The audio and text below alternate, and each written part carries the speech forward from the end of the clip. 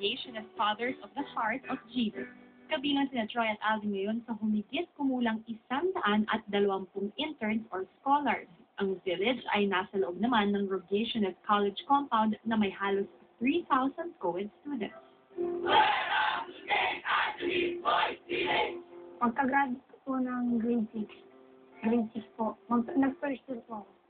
Pero sa kasamaang palad po, napagbintangan po ako sa eskwela namin na hinakaw ko daw po yung gamit na hindi po sa akin. Pero sa katunayan po, hindi po totoo kasi simula po noon, nahikayat na po ako ng kabarkada ko na mag-cutting classes.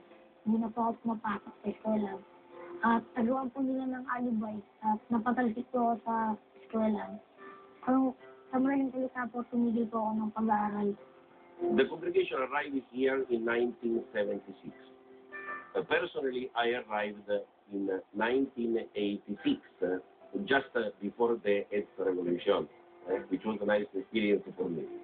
To accomplish the objectives of the St. Anthony Boys Village Foundation, which was set up for the specific objective of helping the street children and the poor orphans boys, we also opened on the same June 1987 the Rogationist Academy, in the time now Rogationist College.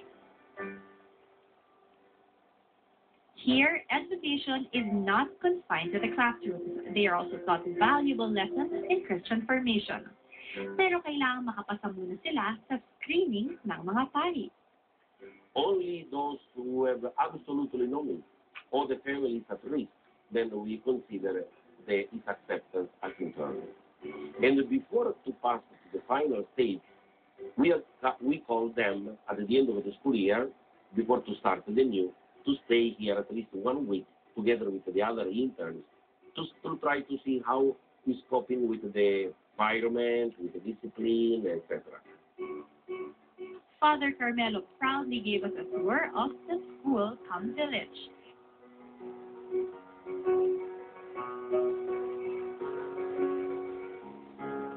Ipinakita naman ni Alvin ang kanilang tinitirhan sa loob ng village.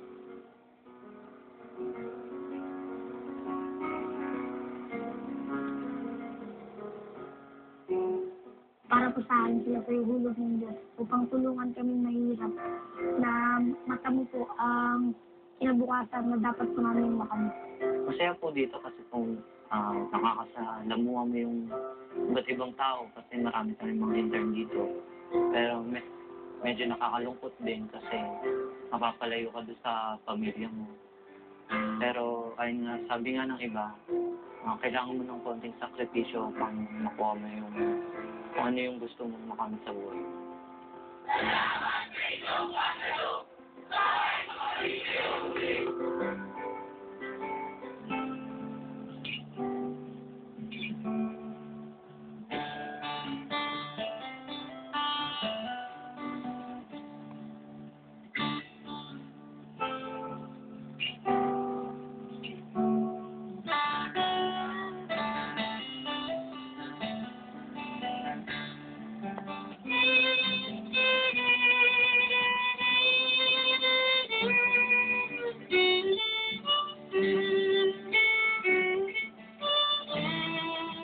Every entry, every memento is about somebody's sincere effort to help someone else.